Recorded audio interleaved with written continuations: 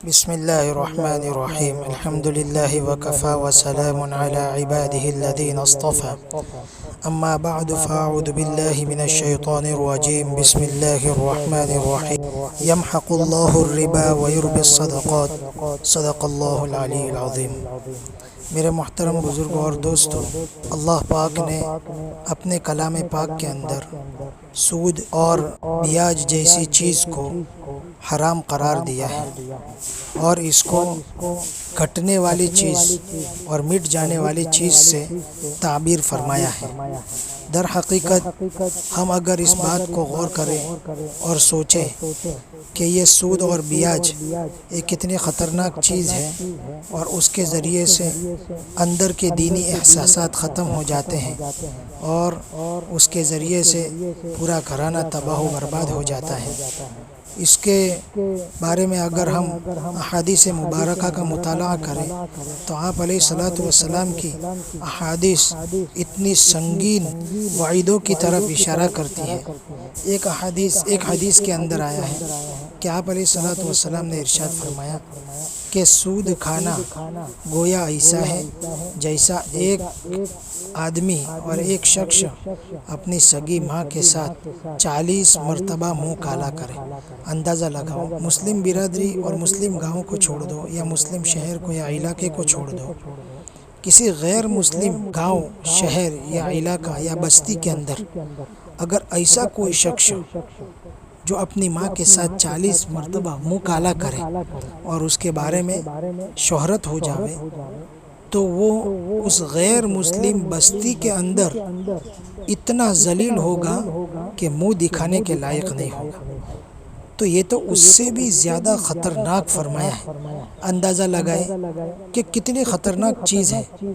اور ویسے بھی مثل مشہور ہے کہ انسان سو جاتا ہے لیکن سود اور بیاج نہیں سوتا، یعنی انسان اگر غفلت میں پڑ گیا اور سود سے لی گئی رقم اور اس کو جو لوٹانے کا وقت ہے وہ تو آتے رہتا ہے اور وہ آگے بڑھتے رہتا ہے، تو وہ اگر وقت پر نہ دیا گیا یا اس کے انسٹالمنٹ طے ہوئے ہیں تو اس اعتبار سے بھی اگر وہ دینے جائے گا تو ہر مہینے اس کا وقت آ کر کے کھڑا ہو جائے گا۔ اس لیے یہ 24 گھنٹہ فکر مند رہے گا۔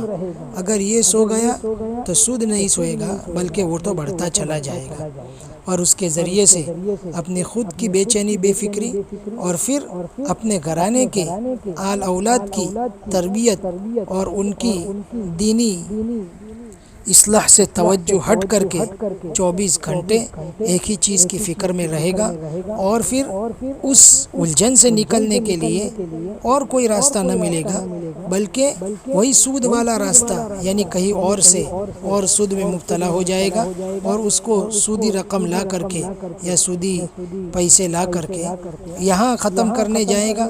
یہ تو اپنی جگہ پر باقی رہے گا اور سود کا ایک اور بوجھ اس کے سر پر چڑھ جائے گا۔ تو دوستو، یہ سوچنے والی بات ہے، اس سے باہر نکلنے کی چیز ہے۔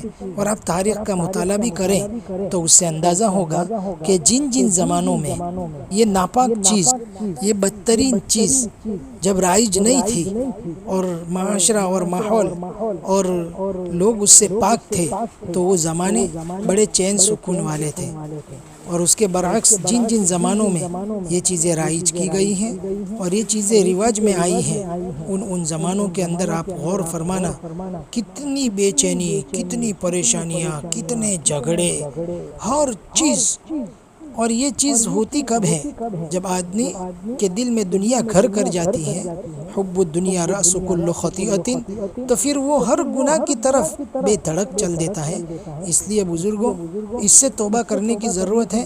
اگر اس میں مبتلا ہو گئے ہیں تو فوری توبہ کریں اور آہستہ آہستہ اس سے باہر نکلنے کی فکر اور کوشش کریں، اور آئندہ ایسے پلیدے میں اور ایسی نجاست میں ہاتھ نہ ڈالنے کا پکا عزم کریں۔ اللہ کی مدد آپ کے ساتھ ہوگی اور آہستہ آہستہ اللہ پاک آپ کو اس سے نکال دے گا۔ تو اس چیز کو غور کرنے کی ضرورت ہے اور فکر میں لینے کی ضرورت ہے۔ اللہ پاک ہم سب کو اس ناپاک چیز سے اور ایسی پلیدی چیز سے اللہ پاک ہم سب کی حفاظت فرمائے۔ وآخر دعوانا ان الحمد للہ رب العالمین۔